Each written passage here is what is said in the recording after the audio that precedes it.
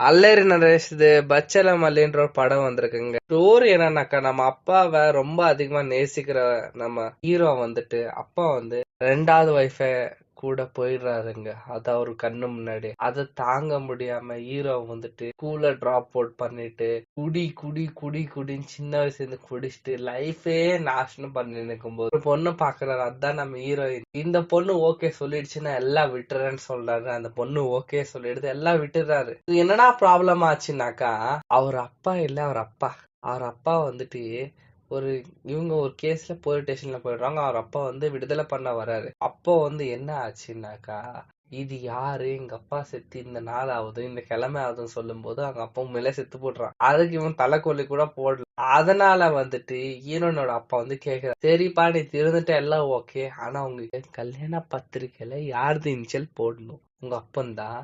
யாருது? இல்ல எங்க தாத்தந்த போடு.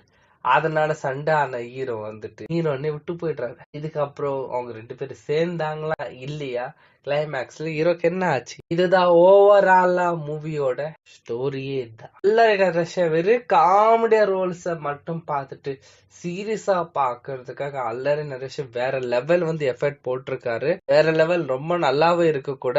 ஒண்ணுக்கு 2-3 வாட்டி அல்லரி நரேஷ் மூவிஸ் பார்க்கலாம் ஃபேமிலியோட. அது இது ஆக்ஷனு வேற லெவல், கோவக்காரன் ஒரு மாஸ் ஹீரோக்கான படங்க. இது பார்த்து என்ஜாய் பண்ணிக்கோங்க. தேங்க்யூ.